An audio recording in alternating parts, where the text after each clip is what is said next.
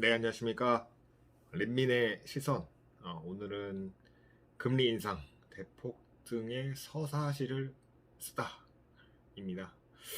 자, 오늘 어떻게 보면 역사적으로보다는 정말 한 몇 년 만에 금리 인상을 단행을 했는데, 저는 굉장히 지금 상태가 어떻게 보면 좋은 방향으로 흐르고 있다라고 생각을 합니다.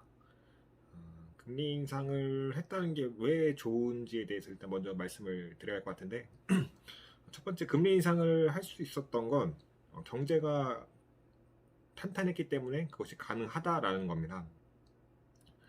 경제가 탄탄하지 못하면 금리를 동결시키거나 금리를 내려야 되는 게 일반적인 상황이고, 금리를 올린다는 건 우리가 경제가 탄탄하기 때문에 금리를 올려도 우리가 충분히 커버를 할 수 있다라는 측면이 있습니다. 여기에 대해서 포인트가 맞춰지게 되고, 두 번째는 장기적으로 봤을 때 외국인이 들어올 수 있는 매력적인 구간이다라고 보시면 될 것 같습니다. 미국은 현재 0.25, 이제 한국은 0.75가 됐는데, 한국 같은 돈을 한국에만 넣어놔도 0.5%를 더 수익을 낼 수 있는 그런 동기부여가 됩니다. 그렇게 되면 돈이 흐름이라는 것이 미국에서 한국으로 들어올 가능성이 좀 그래도 높아졌다라고 보시면 될 것 같습니다. 그냥 매력적으로 조금 더 많이 준다라고 생각하시면 될 것 같습니다.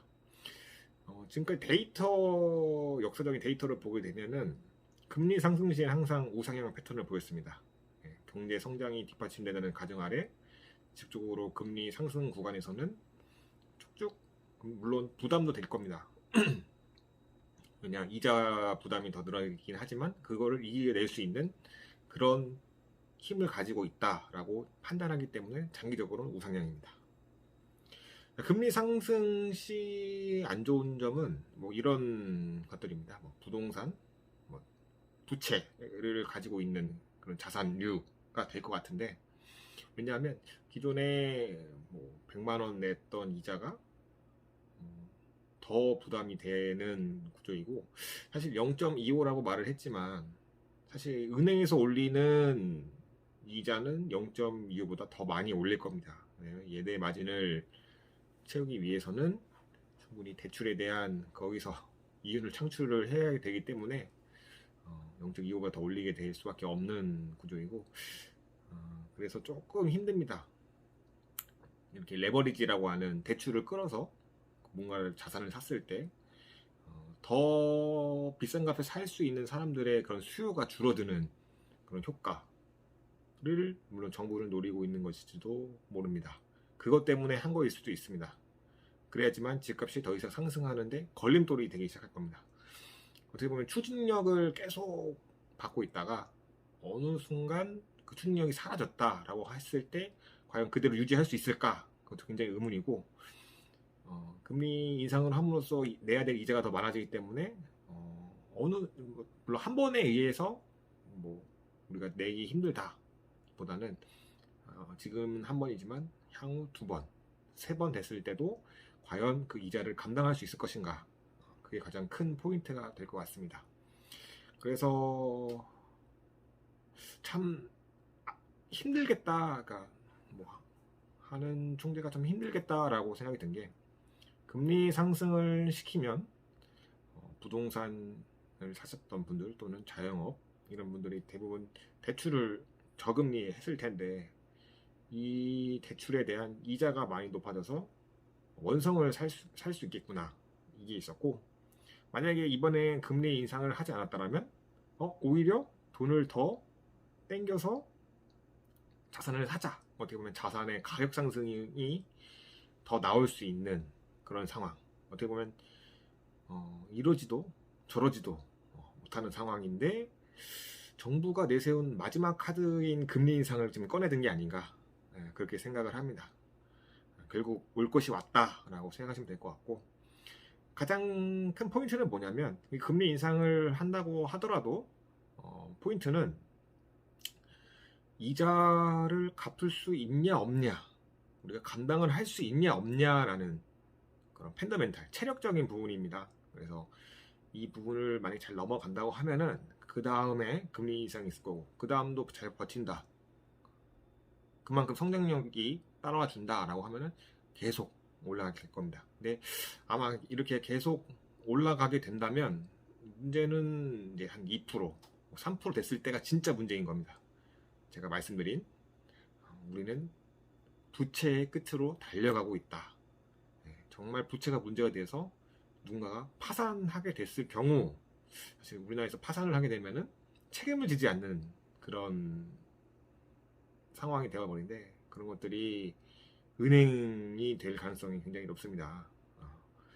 은행이 그래서 지금 대출을 쪼이고 있고, 그런 이유가 앞으로 향후 봤을 때 못 갚는 사람들까지도 고려를 이제